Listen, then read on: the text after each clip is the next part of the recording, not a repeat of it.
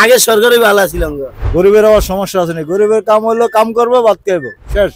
ইমুস সরকারের আমলে সে কথা আর কইেন না ভাই।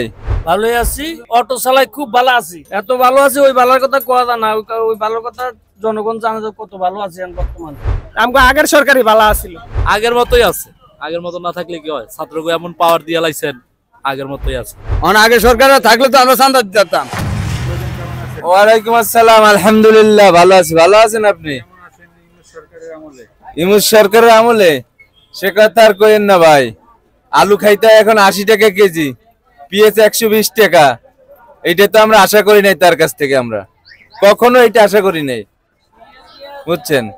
আমরা সাধারণ শ্রমিক, আমরা চাই দৈনিক প্রয়োজনীয় জিনিসগুলার দাম স্বাভাবিকভাবে রাখার জন্য, কিন্তু দিনের দিন স্বাভাবিকভাবে তো দূরের কথা, শুধু বৃদ্ধি হইতেছে। দৈনিক প্রয়োজনীয় যে পেঁয়াজ, লবণ, তারপরে আলু, বিভিন্ন মাছ, তরকারি ইত্যাদি অনেক কিছু, শুধু বাজার বাড়তেছি, খালি কমতেছে না। কমবে কিভাবে? কারা আসলে কমবে এটা জানি না। তার কাছে আমার এইটাই দাবি যে এইটার দিকে তার খুব খেয়াল রাখতে হবে। আমরা দৈনিক 500 টাকা রোজগার করি, বাজারে গেলে পরে আমাদের 500 টাকায় কিছুই হয় না। 1 কেজি চাল, 1 কেজি তেল, 1 কেজি পেঁয়াজ, এগুলো কিনতে গেলে তো 500 টাকাতে কিছুই না। তা আমরা আশা করি যেন সে এটার দিকে লক্ষ্য রাখে।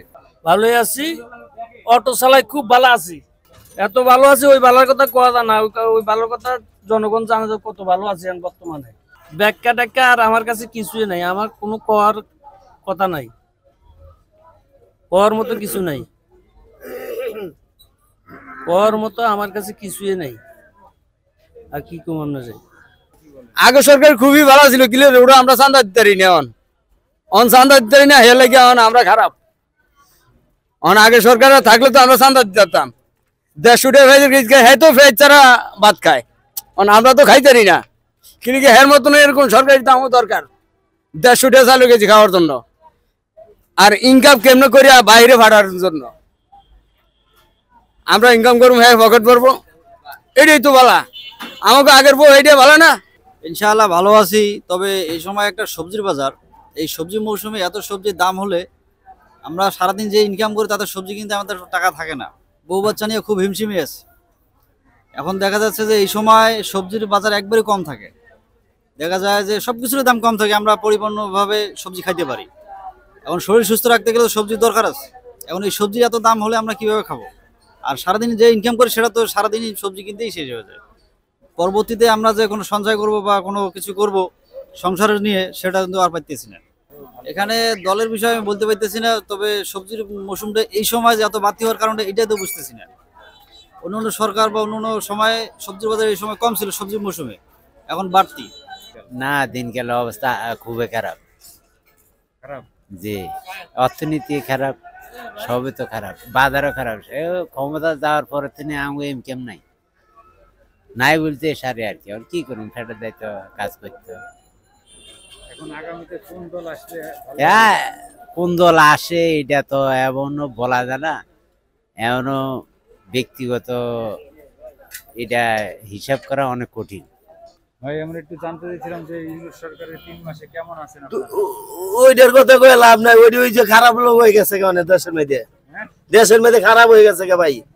কেন খারাপ হয়ে গেল? ভালো লোকটা ভাই, দেশের এই যে পেঁয়াজের দাম, আলুর দাম, তরকারির দাম সকলে বাড়তি, আমরা কি দিয়ে চলি? চলন তো লাগবো, আমরা গরিব মানুষ, চলন তো লাগবো। এটি তো হেরা কইছে যে দাম কমাইবো, কমায় নাই অন্তরি 3 মাসে কোনো কিছুই কমায় নাই। তবে আর কি চলবো এটা? 3 মাস তো অনেক কম সময়। হ্যাঁ, কি আর 3 মাস কম সময়? 2 মাসে কমাই লাগবে মানুষে, আর 1 মাস 3 মাস 4 মাস পড়ে গেছে গা, 4 মাসও পড়ছে, 4 মাস গেছে যাইতেছে গা। তো কম সময় হইলে কম নে তখন এটা। আগের 2 বালা ছিল অঙ্গ, আগের সরকারই ভালো ছিল অঙ্গ। বেশি একটা ভালো না। কি লেগে এখন বর্তমানে তো দেশের পরিস্থিতি খুবই খারাপ, আর আমগো মতো নির্মাণের মানুষ দেখা গেছে আগে যদি 2700 টাকা চালাইতাম, দেখা গেছে কারেন্ট বিল দিয়া মনে করেন যে 200 টাকা দিল, 500-600 টাকা বাইত লয়ে যাওয়া গেছে। আর এখন বর্তমানে বেকারত্ব বাড়ার কারণে মনে করেন গাড়িও বেড়ে গেছে, এখন মানুষ তো কর্ম করতে হইব একটা। দেখা গেছে মনে করেন করলে লাভ আর 400-500 টাকাও পারি না। এখন জমার গাড়ি কেউ চালাইতেই চাইতেছে না। এখন আমরা ধরেন নিজের গাড়ি, তাও আমরা 500-600 টাকা কামাইতে খরচ দিয়ে খুব কষ্ট হয়ে যায়, যেটা বাস্তব কথা। কোন রকম আর কি আসি, আমাকে আগের সরকারি ভালো আসিল, বুঝছেন? কারণ মানুষের দুঃখ জিনিসটা যাই হোক বুঝছে, কিন্তু আমরা একটা সামান্য অটো ড্রাইভার, আমরা এনে কি কমু ভাই কোন? আমার দ্বারা আগের মতোই, আমার দ্বারা কোনো জোর ঝামেলা নেই, আগের মতোই আছেন। আগের মতোই আছে। আগের মতো না থাকলে কি হয়, ছাত্রকে এমন পাওয়ার দিয়ে লাইছেন, আগের মতোই আছে। ছাত্ররা কি করলে বলেন? হেরা তো মনে করেন যে আইআই মনে করেন গরিবের উপরে অত্যাচার শুরু করে লাইছে। আইআই মনে করেন যে গাড়ির ভাড়া কমা লাইছে, হান করে লাইছে, তান করে লাইছে, এইটা সেইটা। আর আমার আর কোনো নাই আছি, এই পেট নীতি লিয়ে রাজনীতির বিষয় লিয়ে নাই, এটি লিয়ে নাই। ভালোই আছে, ভালোই, হ্যাঁ, কোনো সমস্যা নাই। সমস্যা কি? গরিবের আবার সমস্যা আছে না? গরিবের কাম হইলো কাম করবো, ভাত খাইব, শেষ। যে দল আয়োগ কোটিপতি হইব হেরা হইব, ভিখারি হইব হেরা হইব।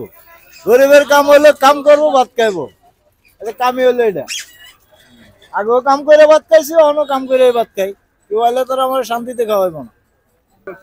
দেশ তো ভালো চলে না, দিন মজুরি মানুষ না খাই আমার তো হইব।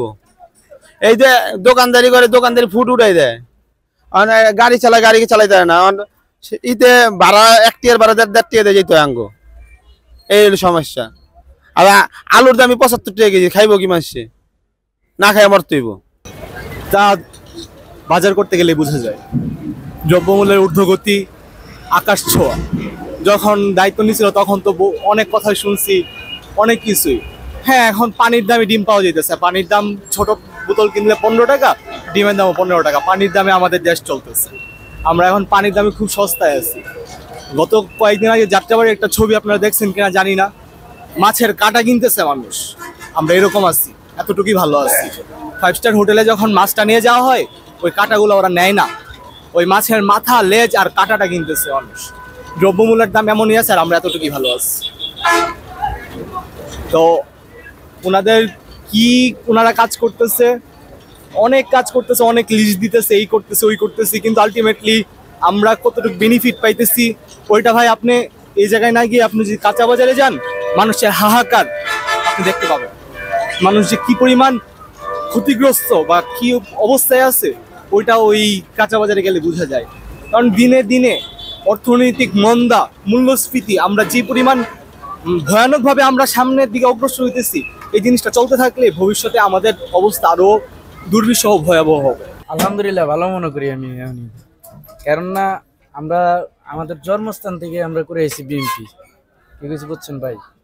তো আমাদের দেশে অনেক আমলিক সরকার, অনেক মনে করেন যে আমরা খুবই গরিব, অনেক মনে করেন যে আমাদের চেয়ারম্যান মেম্বার আমাদের দেশের আর কি, যে চেয়ারম্যান মেম্বার আছে, ওই চেয়ারম্যান মেম্বার মনে করেন যে ঠিক মতো আমাদের মানে যে যেরকম সরকারিভাবে একটা চাউল বা অন্য একটা কিছু আসে, কিন্তু আমাদের ওটা দেয় না, সব ওরাই মানে নেতা ফেতা করে খাওয়াই দেয়। এই কিন্তু এখন মনে করেন যে বিএনপি আসাতে মোটামুটি নিজেরা একটা গাড়ি চালাইতে পারি, কিছু খাইতে পারি, রোজগার করে কিছু খাইতে পারি। দেখা গেছে আমাদের বহুত মারধর করতো, আমরা যখন ওই যে বিএনপির কথা বলছিলাম তখন আমাদেরকে মারধর করতো। তো আমরা তারপরেও সহ্য করে রেখেছি, কিন্তু আমরা বলছি যে না, আমরা জন্মস্থান থেকে করে আসি, আমার অল ফ্যামিলি গোষ্ঠী করে আসি যে বিএনপি, এখন আমরাও করবো বিএনপি, কিন্তু আমরা ছাড়বো না।